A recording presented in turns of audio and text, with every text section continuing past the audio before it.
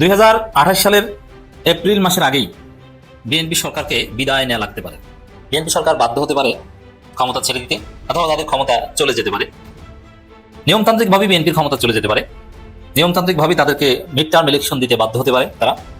আর যদি সেটা না করে, যদি গায়ের জোরে টিকে থাকতে যায়, তাহলে গণঅভ্যুত্থানের মুখে পড়তে পারে।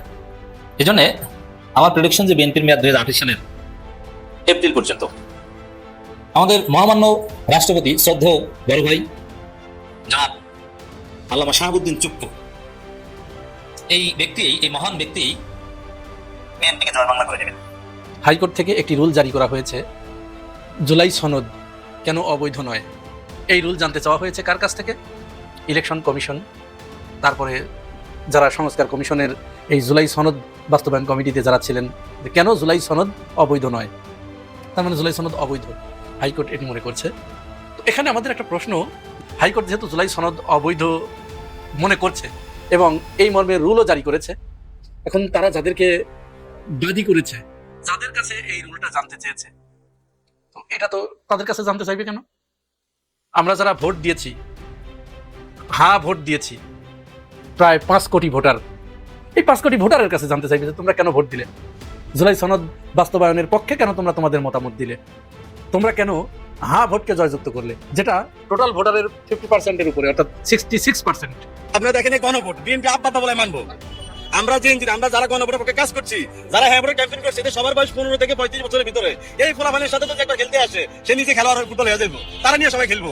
এই গণভোট আপনি লিখে রাখেন আজকের এই বিগলিতে, তারাই বললাম বিএনপি আব্বা বলে গণভোট মানতে বাধ্য হবে ইনশাআল্লাহ। আমরা নিজের পায়ে নিজেই করার চেষ্টা করছে একটা রাজনীতি। যদি বাংলাদেশে জুলাই সনদ বাস্তবায়ন আদেশ না থাকে, 30টি কনসেনসাসের ভিত্তিতে সংস্কার প্রস্তাব না থাকে, গণভোটের প্রশ্ন অবৈধ হয়, তাহলে শেষ পর্যন্ত থাকবে কি? শেষ পর্যন্ত নির্বাচন থাকে, সরকার থাকে, নিজের গদি থাকে। জুলাই সনদ বাতিল চাওয়া রিটের শুনানি চলছে এখন বাংলাদেশের হাইকোর্টে। আমার বিশ্বাস বাংলাদেশের কোন বিচারপতি জুলাই সনদ বাতিলের জন্য কলম হাতে নিবেন না। আর যদি কলম হাতে নেন, তাহলে অবশ্যই তাকে এই জুলাই সনদের বাতিলের কারণে কোনো একদিন বাংলাদেশের মানুষ তাকে কাঠগড়ায় দাঁড় করাবে। হাসিনা দিছিল না, একবার ফাঁসি দিয়া বালুর ট্রাক সরানোর ক্ষমতা ছিল না, হেডম ছিল না, হরতাল ডাকতেন আর নিজের পড়ানা পল্টন অফিসের সামনে 20 জন লোক হয় না। আপনারা এখন ভয় দেখাইতেছেন।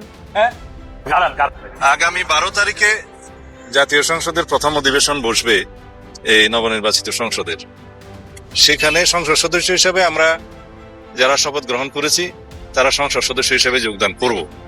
এর বাইরে সংবিধান সংস্কার পরিষদ নামে কিছু না থাকায় যারা তাদের সংস্কার পরিষদের সদস্য হিসেবে শপথ নিয়েছে, সেটা তাদের নিজস্ব ব্যাপার।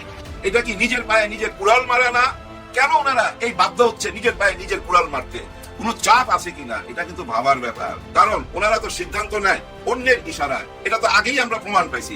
অন্যের ইশারায় ওনারা সব সিদ্ধান্ত নেয়। এখন কি ওই ইশারাটা কি ওই দিকেই, যে না এটা মানা যাবে না? তাহলে তো ভাই পুরাই প্রবলেম দাঁড়াইলো। ভাই অনেক বড় প্রবলেম। এবং এই রাষ্ট্রপতিকে নিয়ে এই বিএনপি যে অকল্পনীয় ফাঁদে পড়েছে, এই ফাঁদ থেকে বিএনপির বের হওয়ার আর কোনো রাস্তা নাই। বিএনপি একটা বিশেষ সার্কেলের মধ্যে পড়ে গিয়েছে। আসলে এই সার্কেলের মধ্যে নির্বাচন সংক্রান্ত বা তারেক রহমান যে সমঝোতা করে বাংলাদেশে এসেছেন, ওই সময় পড়েছেন, এখন এগুলো দৃশ্যমান হচ্ছে। কিছু করার নেই। কারণ দেখেন, রাজনীতি স্বাভাবিকভাবে চললে, স্বাভাবিক ব্যাকরণ মেনে চললে সবকিছু ঠিকঠাক হতো, কিন্তু শুরু থেকেই তো অস্বাভাবিক ভাবে চলে আসছে। যেমন যদি এরকম হচ্ছে বাংলাদেশে হাসিনা পতন হয়েছে, অতএব হাসিনা এস্টাবলিশমেন্ট থাকবে না, সব ভেঙে চলে নতুন কিছু করা হয়েছে। তারেক রহমান সাথে সাথে বাংলাদেশে চলে এসেছেন অনিবার্যভাবে। তারেক রহমান 5 আগস্ট হাসিনা পালিয়েছে, 8-9 তারিখ তারেক রহমান বাংলাদেশে চলে আসবেন। এটি তো সিম্পল হওয়ার কথা ছিল না, আসেন নাই। তারেক রহমান লন্ডনে বসে কলকাঠি নেড়েছেন।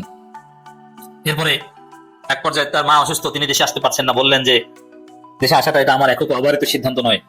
কার উপর সিদ্ধান্ত নির্ভর করে তাও ক্লারিফাই করলো না। হঠাৎ করে আমরা দেখলাম যে তিনি দেশে ফিরে আসলেন এবং বিভিন্ন গণমাধ্যমে খবর বের হলো, ভারতের গণমাধ্যমে, যে ভারতের সাথে চুক্তি করে এসেছেন 3টে শর্তের বিনিময়ে। এবং আমি একটা আলোচনায় বা বিভিন্ন আলোচনায় বলেছি বারবার যে বাংলাদেশের প্রধানমন্ত্রী হওয়ার গ্যারান্টি পাওয়া ছাড়া তারেক রহমান দেশে আসবেন না। তা প্রধানমন্ত্রী হওয়ার গ্যারান্টি পেয়েছেন, এসেছেন। এই যে নির্বাচনের আগে প্রধানমন্ত্রী হওয়ার গ্যারান্টি পাওয়া, এটি তো অসম খেলা, অস্বাভাবিক খেলা। এই খেলার পরিণতি ভালো হয় না। কিন্তু জনগণের সুষ্ঠু ভোটে ক্ষমতা আসলে আপনি সুষ্ঠুভাবে আপনার মেয়াদ পূর্ণ করতে পারবেন, এটা স্বাভাবিক। কিন্তু না, বিএনপি সেটা করেনি। সেই লন্ডন বৈঠক, সম্ভবত ঈদের পর লন্ডনে যে বৈঠক হয়েছে তারেক রহমানের সাথে এবং প্রফেসর ইউনূসের সাথে, ওই সময় একটা ডিল, আর বাকি ডিল তারেক রহমান দেশে আসার আগে মোদির সাথে একটা ডিল। ওই ডিলের মাধ্যমে ডিপ স্টেট, ভারত, যুক্তরাষ্ট্র, মিডিয়া মিলে, আওয়ামী লীগ মিলে বিএনপিকে ক্ষমতায় বসিয়েছে। কারণ এইভাবে ক্ষমতায় আসার ফল যে কতটা কঠিন হতে পারে বিএনপি 2028 সাল শুরু হলেই বুঝবে। দেশে এমনিতেই অশান্তি লেগে যাবে, অলরেডি তো অশান্তি লেগে আছে। বিএনপি এই কয়দিন ক্ষমতায় আসবে, 15 দিন, এর মধ্যে 40 জন হত্যাকাণ্ডের ঘটনা ঘটে, 40টা, মানে প্রত্যেক দিন প্রায় 3টা, এবং তার মধ্যে 10 জনের কাছাকাছি আছে বিএনপির লোক নিজেদেরকে হত্যা করেছে, বাকি প্রতিপক্ষ বা নানান অপরাধ, এবং সব অপরাধের সাথে বিএনপি জড়িত। এই 40টা হত্যাকাণ্ড সবগুলোর সাথে বিএনপি জড়িত, আরো যত ধর্ষণ বা যত ঘটনা দেখেন প্রত্যেকটার সাথে বিএনপি জড়িত। মানে এটা বিএনপির ক্ষমতা কাঠামো ব্যবহার করে এটা করা হচ্ছে। আবার মন্ত্রীরাই অসহায়ের মতো বলছেন যে ভয়াবহ লোডশেডিং হতে পারে, লোডশেডিং মেনে নেওয়া ভালো ঋণের চাইতে। আবার এখন সেই যে যুক্তরাষ্ট্র ভারত ক্ষমতা এসেছে, সেই যুক্তরাষ্ট্রের কাছে সহায়তা চাচ্ছেন, জ্বালানি সহায়তা চাচ্ছেন। মানে জ্বালানি নাই, যুক্তরাষ্ট্র দাও। যুক্তরাষ্ট্র তো নিজেরা যুদ্ধে ইনভেস্ট করতে করতে বেকায়দা পড়বে, বাংলাদেশকে কি জ্বালানি সহায়তা দিবে? আবার ডিজিএফআই প্রধানকে ভারত পাঠাচ্ছে, বুঝতে পারছেন? আবার মানে বাংলাদেশে একটা ভয়াবহ দুর্ভিক্ষের মতো হতে পারে, জ্বালানি তেলের অস্বাভাবিক দাম বৃদ্ধি পাবে, এবং হরমুজ প্রণালী পুরোপুরি ইরান আইআরজিসি নিয়ন্ত্রণে নিয়েছে। এখন বুঝবেন এই জন্য আগেভাগে যুক্তরাষ্ট্রের কাছে জ্বালানি সহায়তা চেয়েছে। এই এপ্রিল মে মাসেই ভয়াবহ লোডশেডিং হয়, বাংলাদেশের মানুষ যথেষ্ট রাজপথে নামে, কনসার্টের মতো ঘটনা করতে পারে আবার। এবং আমাদের যিনি বিদ্যুৎ প্রতিমন্ত্রী আছেন তিনি তো মহা দুর্নীতিবাজ, তিনি নিজে তো খাবেন, এটা তো তার অন্যতম এজেন্ডা, ভারতকে দিতে হবে, আবার ভারতের সাথে বিভিন্ন চুক্তি করতে হবে। তো সবকিছু মিলিয়ে এমনিতেই বিএনপির ভয়াবহ দুঃশাসনের কবলে পড়বে দেশ, এটা অলরেডি শুরু হয়ে গেছে। তার মধ্যে রাষ্ট্রপতি চুপ্পুকে নিয়ে বিএনপি অসহায়, কি স্বাভাবিক, একদম স্বাভাবিক। বিএনপি ক্ষমতা এসেছে, এখন বিএনপির খন্দকার মোশাররফকে রাষ্ট্রপতি বানাবেন। তা এখানে চুপ্পুকে রেখে দেওয়ার তো প্রশ্ন আসে না। চুপ্পুকে এতদিন রেখেছে একটা বিশেষ স্বার্থে, ঠিক আছে, এটা মানা যায়, কিন্তু এখন তার চুপ্পুকে বিএনপি রাখতে চাইবে না। জামায়াত এনসিপি তাকে গ্রেপ্তারের দাবি করছে অভিশংসন করে, কিন্তু বিএনপি চুপ্পুকে রাখতে চাইবে, এটা তো হতেই পারে না। কিন্তু না, সেই বিএনপি এখন বলছে, মির্জা ফখরুলের বক্তব্য দেখেন, রাষ্ট্রপতি হওয়ার মতো বিএনপিতে 3-4 জন আছেন, কিন্তু প্রশ্ন হচ্ছে এখনই রাষ্ট্রপতি নির্বাচনে আলোচনা কেন? সংবিধান অনুযায়ী বর্তমান রাষ্ট্রপতির মেয়াদ তো শেষ হয়নি। মজা না মির্জা ফখরুলের বক্তব্য? তার মানে সংবিধান অনুযায়ী বর্তমান রাষ্ট্রপতির মেয়াদ 2028 সালের এপ্রিল পর্যন্ত। তাহলে সংবিধান অনুযায়ী তো প্রধানমন্ত্রী হাসিনা, তাই না? সংবিধান অনুযায়ী ইউনূস পালানো, এগুলো কোনো বিধান নাই। সংবিধান অনুযায়ী কিচ্ছু হয়নি। সংবিধান অনুযায়ী এই সরকারের শপথ হয়নি, এমপিদের শপথ সংবিধান অনুযায়ী হয়নি। এমপিদের শপথ পড়াবেন স্পিকার কোথায়? এর মানে বিএনপি অনিচ্ছা সত্ত্বেও চুপ্পুকে রেখে দিতে হচ্ছে, যেটা মির্জা ফখরুল স্পষ্ট করছে। এবং এটা কখন বলছেন? প্রণয় বর্মার সাথে সাক্ষাতের একদিন পর প্রণয় বর্মা মির্জা ফখরুলের সাথে মিটিং করেছেন, তারপরে মির্জা ফখরুল এই কথা বলছেন যে না, আমাদের রাষ্ট্রপতির মেয়াদ তো শেষ হয়নি। বুঝতে পারছেন যে হাসিনার সংবিধান এবং হাসিনার রেখে যাওয়া নীতির উপর কতটা অবিচার। এখন আচ্ছা, একটা সহজ হিসাব দেখেন, হাসিনা পদত্যাগ করেছে, এটা চুপ্পু কোনোদিন বলেনি। পদত্যাগ না করলেও সংসদ ভাঙার 90 দিনের মধ্যে নির্বাচন করতে হবে। 90 দিনের মধ্যে নির্বাচন হয়েছে, তাহলে বাকিটা কি? ইউনূসকে ধরতে হবে। মানে পুরোটাই তো চুপ্পু এবং হাসিনা বানায়, চুপ্পু এবং হাসিনা শুধু সাংবিধানিক, আর সব অসাংবিধানিক। বুঝছেন খেলাটা কোন জায়গায়? এখন এই মির্জা ফখরুলের বক্তব্য থেকে স্পষ্ট যে এই রাষ্ট্রপতিকে 2028 সালের এপ্রিল পর্যন্ত তারা রেখে দিতে বাধ্য। এটা ভারতের সেটেলমেন্ট। ভারত এই প্রণয় বর্মা এটা বলে গিয়েছে যে না, রাষ্ট্রপতিকে সরানো যাবে না, তাকে রাখতে হবে। এবং এই রাষ্ট্রপতি হাসিনা বা বিএনপিকে, বা যে চুক্তি হয়েছে, যে চুক্তির বলে বিএনপিকে ক্ষমতা এনেছে ভারত, বিএনপিকে আওয়ামী লীগকে পুনর্বাসন করেছে, এটা চুক্তির মাধ্যমে করে দিয়ে যাবে। ইউনূস সরকারের লোকজনকে গ্রেপ্তার করানো, তাদের ভোগানোর যা এই রাষ্ট্রপতির মাধ্যমে করে দিয়ে যাবে। এবং পুরনো এস্টাবলিশমেন্ট, পুরনো সেটআপ, যাতে আওয়ামী লীগ ফিরতে পারে, ভারতের হেজিমনি থাকে, যা করা দরকার এই চুক্তির মাধ্যমে এটা নিশ্চিত করে যাবে। এবং এই জুলাই সনদ, এগুলো সব জয় বাংলা। জুলাই সনদের বিরুদ্ধে যে আমাকে বাধ্য করেছে সাইন করতে, এইসব কথাবার্তা সব চুপ্পু বলে, সব এগুলোকে জয় বাংলা করে দিবে। এখন দিন শেষে এর ফলে যেটা হবে, ভারত আওয়ামী লীগ তাদের স্বার্থ চুক্তির মাধ্যমে বিএনপিকে ব্যবহার করে সব হাসিল করাবে, তারপরে বিএনপিকে লাথি দিয়ে ফেলে দিবে। তাহলে চুপ্পুর মেয়াদ যতদিন, বিএনপির মেয়াদ ততদিন। বিএনপি এই চুপ্পু এমনিতেই অপয়া। চুপ্পু 1.5 বছরের মধ্যে এক একজনকে শপথ পড়ান। চুপ্পুর হাতে যে শপথ নেয় তার সর্বোচ্চ মেয়াদ 1.5 বছর। বিএনপি সরকারের সর্বোচ্চ মেয়াদ 1.5 বছর। বিএনপির সামনে অন্ধকার দেখছি। এই যে আলোচনা, এটা বিএনপির যারা আছেন, বিএনপির ভাইরা বোনেরা, আপনাদের জন্য এক দুঃসংবাদ। এখানে জামাত এনসিপির লস না, এখানে মূল সমস্যাটা আপনাদের। বিএনপির জন্য দুঃখ। এত কষ্ট করে তারেক রহমান এত চুক্তি করে, দালালি চুক্তি করে প্রধানমন্ত্রী হলেন, বিএনপি ক্ষমতা আসলো, কিন্তু টিকতে পারতেছেন না। খারাপ লাগতেছে আপনাদের জন্য। হাইকোর্ট থেকে একটি রুল জারি করা হয়েছে, জুলাই সনদ কেন অবৈধ নয়। এই রুল জানতে চাওয়া হয়েছে কার কাছ থেকে?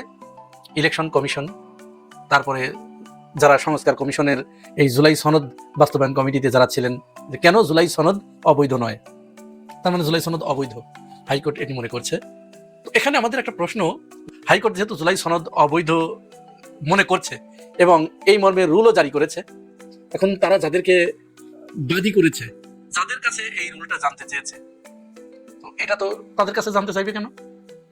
আমরা যারা ভোট দিয়েছি, হ্যাঁ ভোট দিয়েছি প্রায় 5 কোটি ভোটার।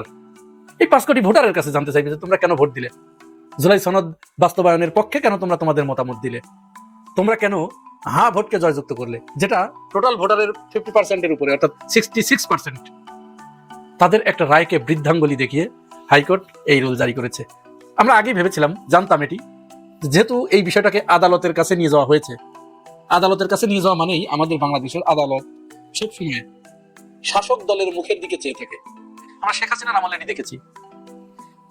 এখানে পরিষ্কার করে যিনি এই রিট করেছিলেন, যারা এই জুলাই সনদ চান না, সরকারের পক্ষের লোক, এক কথায় তারা একটা বক্তব্য দিচ্ছেন সংবিধানের বিষয়ে, যে আমাদের এই সংবিধানে, 72-এর মহান সংবিধানে এই গণভোট, এই জুলাই সনদের বিষয়ে কথা নাই, কোনো কিছু নাই। রাষ্ট্রপতি কর্তৃক প্রণীত 13/11/2025 জুলাই জাতীয় সনদ সংস্কার, সংবিধান সংস্কার বাস্তবায়ন আদেশ কেন অবৈধ হবে না সেই মর্মে 4 সপ্তাহের মধ্যে রুল দিতে বলেছে। এবং আরও একটি গণভোট আদেশ, সেই গণভোট অর্ডিন্যান্স যেটা, সেটাও কেন অবৈধ হবে না সেই মর্মে রুল জারি করতে বলেছে। অর্থাৎ এর মধ্য দিয়ে জুলাই বাস্তবায়ন সংস্কার আদেশ এবং গণভোট সুপ্রিম কোর্টের বিচারাধীন বিষয় হয়ে গেল। আমরা আশা করি ঈদের পরে কোর্ট খুললে এটা চূড়ান্ত শুনানি হবে। এবং আমাদের মূল গ্রাউন্ড ছিল যে রাষ্ট্রপতি যে অধিকার বলে অর্ডিন্যান্সটা করেছে গণভোটের, সেটা হচ্ছে আমাদের সংবিধানের 93 অনুচ্ছেদে। সেখানে আছে রাষ্ট্রপতি এমন কোনো অর্ডিন্যান্স করতে পারবে না যে বিষয়বস্তু আমাদের সংবিধানে নাই। আমাদের বর্তমান সংবিধানে গণভোটের কোনো বিধান নাই। আর আরেকটা আমরা যে মৌলিক যে বেসিক রিজনটা বলেছি, কোর্ট প্রাইমা ফেসি কনসিডার করেছে যে 1972 সালের পর থেকে, সংবিধান গৃহীত হওয়ার পর থেকে প্রেসিডেন্ট অর্ডার বলে কোনো কিছু আমাদের রাষ্ট্রের সাংবিধানিক কাঠামোতে নেই। কাজে দুটি কেন ইলিগাল হবে না এই মর্মে রুল দিয়েছে এবং এই দুইটি বিষয় এখন সর্বোচ্চ আদালতে বিচারাধীন। আমরা মাঝে মাঝে নিজেদের এত বেশি বেকুব লাগে যে আমরা যারা বাংলাদেশের মানুষ, এরা হচ্ছে রাষ্ট্রের বেওয়ারিশ কুকুর, আর সংবিধান হচ্ছে যারা রাষ্ট্র ক্ষমতায় থাকে তাদের মুখের বুলি। তারা যা মুখ দিয়ে বলবে সেটাই সংবিধান। কারণ এই সংবিধানের দোহাই দিয়েই বিগত সময়ে দেখেছি শেখ হাসিনা সবকিছু করেছে সংবিধানের দোহাই দিয়ে। সংবিধানের ভিতরে থেকে মানুষকে তিনি কুকুরের মতো গুলি করে মেরেছেন, মানুষের সমস্ত অধিকার হরণ করেছেন, ভোটাধিকার হরণ করেছেন। ওইগুলো সংবিধানে ছিল না, শুধুমাত্র সংবিধানে দীর্ঘদিন তিনি ক্ষমতায় থাকবেন এই বিষয়টি ছিল। আমরা ওই সময় দেখেছি শেখ হাসিনাকে সংবিধানের সবচেয়ে বড় রক্ষাকর্তা হিসেবে, তার চেয়ে সংবিধান রক্ষাকারী আর পৃথিবীতে কেউ ছিল না। আবার এখন যাদের দেখছি তারাও সংবিধানের সবচেয়ে বড় রক্ষাকারী, অথচ তারা কি এটি জানে না যে এই যে জুলাই সনদ যদি না থাকে, গণ অভ্যুত্থান কি এই সংবিধানের ভিতরে ছিল? এই সংবিধানের কোথাও গণ অভ্যুত্থান নাই, লেখা নাই। এই সংবিধানের কোনো জায়গায় লেখা নাই যে 2026 সালে এসে ডক্টর ইউনূস তিনি অন্তর্বর্তীকালীন সরকারের প্রধান হবে। এটা কোথাও আছে? লেখা আছে? নাই তো। এই সংবিধানের কোথাও কি লেখা আছে যে 2026 সালে একটা নির্বাচন হবে? নির্বাচন তো সংবিধানের ভিতরে লেখা আছে, নির্বাচন হবে 2029 সালে। তাহলে ওইগুলো যখন সংবিধানের ভিতরে নাই, সেগুলো খুব আরাম করে মজা করে উপভোগ করছি। আর সেই সংবিধানের ভিতরেই যখন মানুষের মৌলিক প্রশ্নের ব্যাপার এসেছে, মানুষের অধিকারের ব্যাপার এসেছে, তখন ক্ষমতার লোভে অন্ধ হয়ে যাওয়া এক শ্রেণীর মানুষ তখন সংবিধান খুঁজছে। তাহলে এই সংবিধান কার জন্য?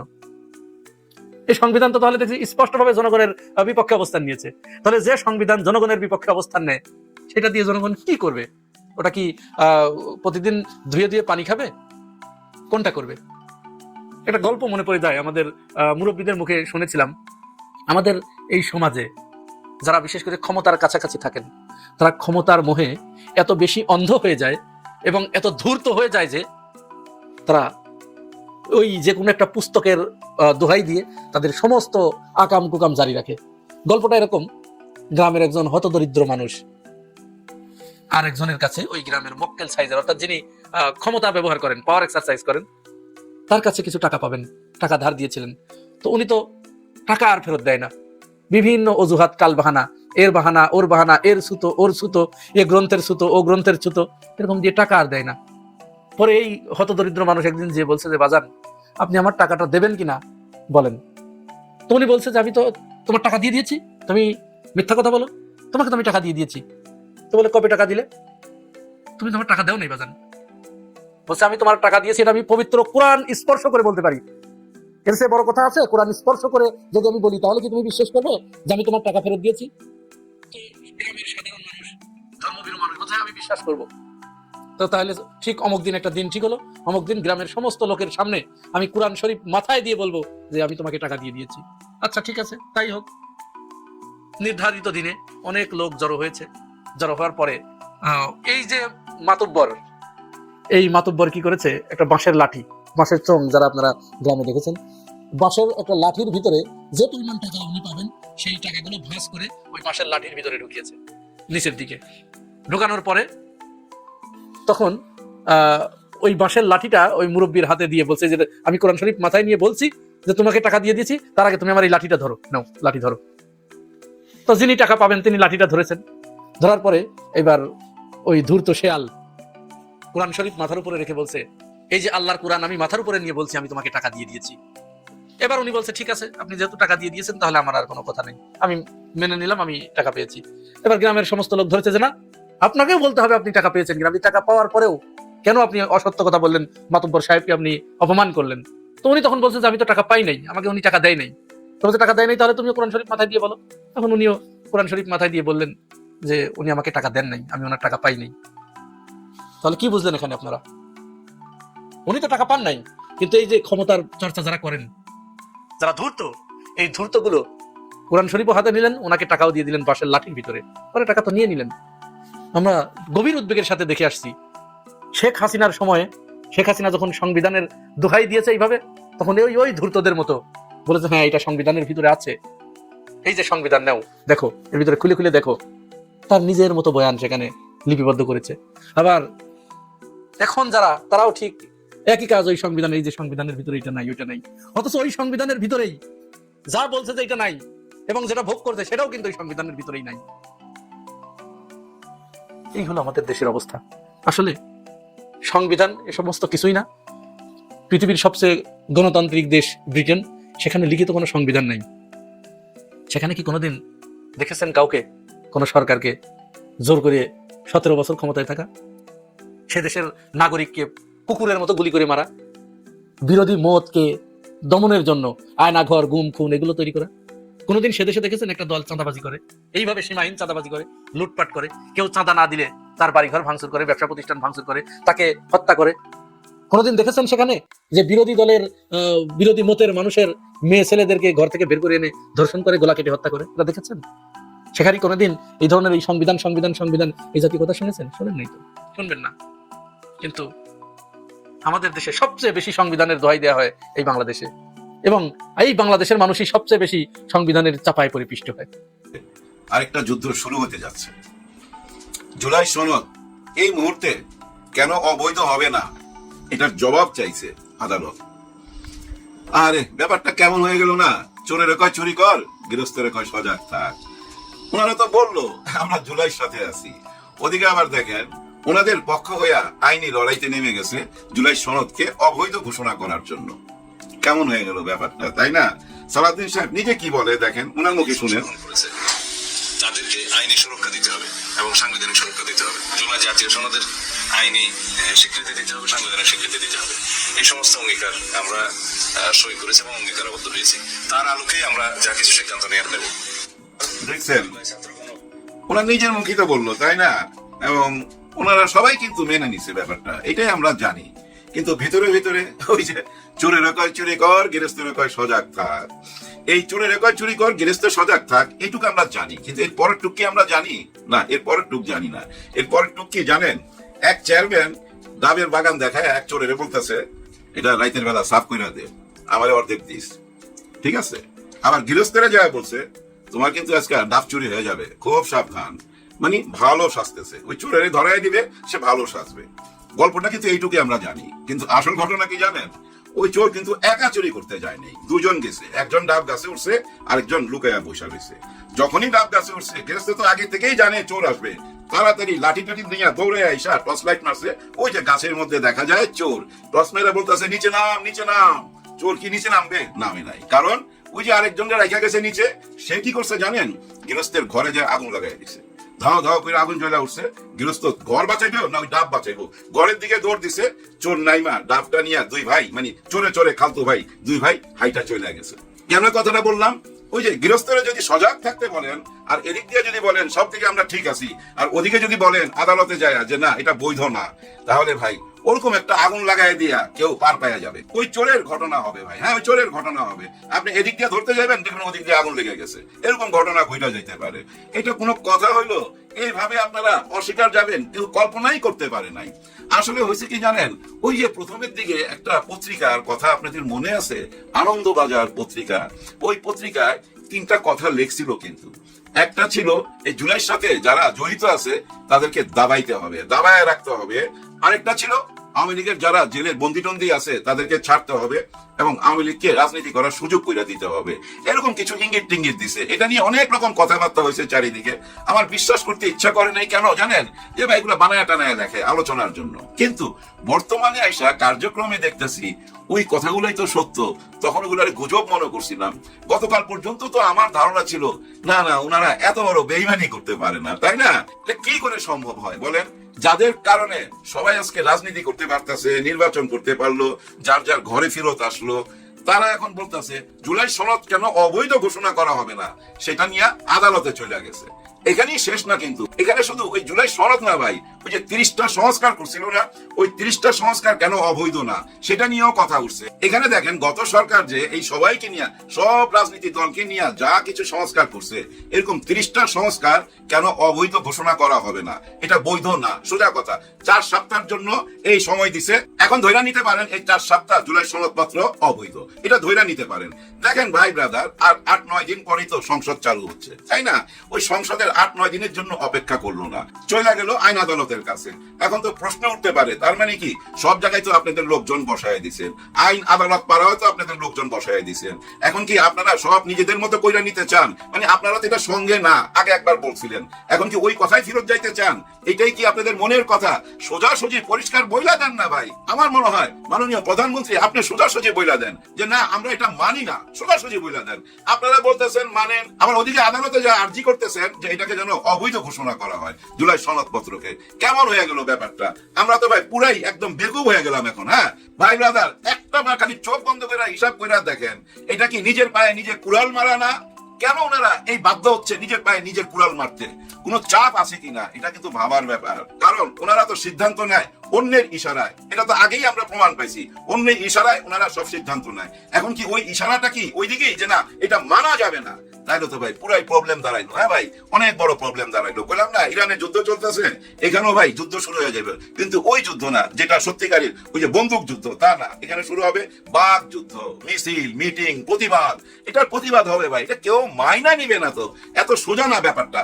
এখন আপনারা যদি বলেন সবকিছুই অবৈধ, মানে জুলাই টুলাই যা কিছু হয়েছে এগুলো অবৈধ, আর বৈধ কি বর্তমান সংবিধান, সেটাই তো বৈধ, তাই না? তাহলে তো ভাই বহুত বড় প্রশ্ন চলে আসে, কি করে নির্বাচন করলেন? হ্যাঁ, কি করে নির্বাচন করলেন? আগে সংবিধান অনুযায়ী তো মহামান্য রাষ্ট্রপতি আছে, তাহলে আমাদের প্রধানমন্ত্রী কোথায়? উনাকে কেন সসম্মানে হেলিকপ্টারে উঠাইয়া দিল্লি পাঠাইছিলেন? কারা পাঠাইছিলেন? কারণ কি?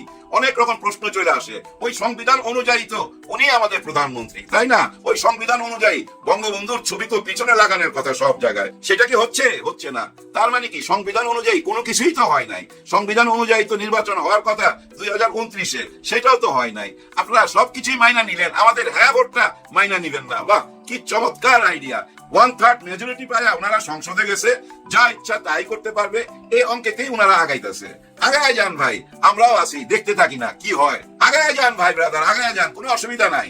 কিন্তু জুলাইকে অস্বীকার যায় আপনারা কতদূর আগায় যাইতে পারবেন সেটাই এখন দেখার ব্যাপার। আমরাও দেখতে চাই মহামান্য বিচারপতি কি রায় দেয়। হ্যাঁ, দেখতে চাই মহামান্য আদালত থেকে কি রায় আসে।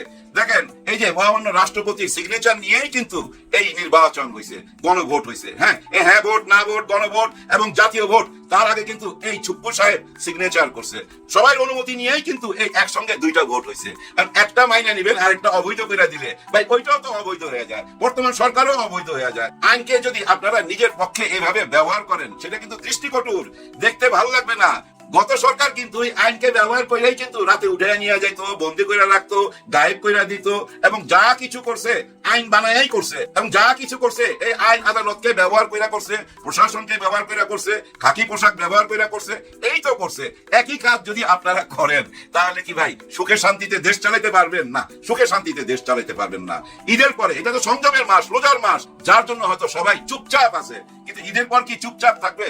মনে হয় না ঈদের পর কে চুপচাপ থাকবে। আর 12 তারিখেই বোঝা যাবে সংসদে, হ্যাঁ সংসদে প্রথম ভাষণ দেওয়ার কথা মহামান্য রাষ্ট্রপতির, দেখি না সে ভাষণ উনি দেয় কিনা, এবং উনি ওই ভাষণ দিলে বিরোধী দল মাইনা নেয় কিনা। দেখেন ভাই ব্রাদার, কি মজার ব্যাপার, আদালত বলতেছে জুলাইকে সামনে রেখে যেসব সংস্কার হয়েছে এগুলা সব অবৈধ ঘোষণা করতে হবে। কেন অবৈধ না, এরকম একটা প্রশ্ন করছে আদালত। অথচ দেখেন ওনারা সরকারি দল, বিরোধী দল থেকে ডেপুটি স্পিকার নেবার জন্য ওনারা ঘোষণা দিছে। দেখেন ওই সংস্কারের মধ্যে আছে তো বিরোধী দল থেকে ডেপুটি স্পিকার নিতে হবে, ওই সংস্কারের মধ্যে আছে তো। কিন্তু দেখেন মুখে মুখে বলতেছে সবই আমরা মানি, ডেপুটি স্পিকার চাইতেছে বিরোধী দল থেকে, অথচ আদালতে যায় অন্য কাহিনী। এটা ডবল ফেস হয়ে গেল না, সামনে এক কথা পিছনে এক কথা। তার মানে কি জানেন, ওই আগের জায়গায় ফেরত যাইতে হয়। ডক্টর ইউনূস স্যার বলছিল না যে রাজনীতিবিদদেরকে আমি বুঝতে পারি না, ওনারা সামনে এক কথা পিছনে এক কথা, কাদের উদ্দেশ্যে সে কথা বলছিল আজকে সেটা আবার আয়নার মতো পরিষ্কার হয়ে যাচ্ছে। ভাই ব্রাদার, উনি আরেকটা কথা বলছে যেটা আমরা অনেকে জানি অনেকে জানি না। উনি কি বলছে জানেন? যে আমার মতো নোবেল আপনিও একটা পাইতে পারেন যদি চেষ্টা করেন, একটা নোবেল পাইতে পারেন। আপনি নোবেল পাইতে পারেন চেষ্টা করলে, কিন্তু চেষ্টা করেও এই দেশটা পরিচালনা করতে পারবেন না। কারণ কি জানেন, আমাদের দেশের মানুষ আলোর সন্ধান দিল সে আলোর পথে যাইতে চায় না, অন্ধকারই থাকতে চায় ভাই, অন্ধকার জগৎটাই বাইচা নিতে চায়। কারণ কি জানেন, দেশের সর্বক্ষেত্রে ভাই সব জায়গায় দুর্নীতি, সব জায়গায় দুর্নীতি। কৃষক যে ফসলটা উঠায়া আপনার হাতে তুলে দিল, আপনি যেটা ট্রাকের উপরে দিলেন, ওই ট্রাক যে ঢাকায় আসতেছে না, এই আস্তে আস্তে একটা দুর্নীতির মধ্যে পড়া গেল। 1 টাকার মাল 10 টাকা হয়ে গেল ঢাকায় আইসা। ঠিক এইভাবেই ভাই বাজার থেকে আরম্ভ করে সচিবালয়, অফিস, আদালত, যেখানেই যাবেন না কেন দেখবেন টাকা ছাড়া আপনি কোনো কাজ আদায় করে আনতে পারবেন না। দেশের যে কোনো সেক্টরে যান, আপনি তিতাসের বিল দিতে যান, কারেন্টের বিল দিতে যান, আপনি যে কোনো জায়গায় যান না কেন, এমনকি আপনি যদি ফ্যামিলি কার্ডও আনতে যান সেখানেও টাকা দিতে হয়। হ্যাঁ ভাই, ফ্যামিলি কার্ড আনতে গেলেও টাকা দিতে হয়, এরকমই তো দেখতেছি ফেসবুকে। আর এই ফ্যামিলি কার্ড নিয়ে কি কেলেঙ্কারি হয় একটা টাইমে আপনারা বুঝতে পারবেন। আমাদের একটা হেল্পিং হ্যান্ড আছে বাসায়, ছুটা কাজ করে এবং চলে যায়, গত 2 দিন যাবত আসে না, ফোনে বলছে ফ্যামিলি কার্ড নেবার জন্য দেশে চলে গেছে, কিন্তু আজকে জানাইছে 2 দিন পর, আজকে জানাইছে 2 দিন লাইনে দাঁড়ায় ছিল, এখনো পাই নাই। এখন ওইটা পায়া ঢাকায় আসবে। কি করবে মানুষ বলেন, গরিব মানুষ, ওই 2,500 টাকা তার জন্য অনেক বড় অঙ্কের টাকা, সেটার জন্য ওনারা ভোটও দিছে।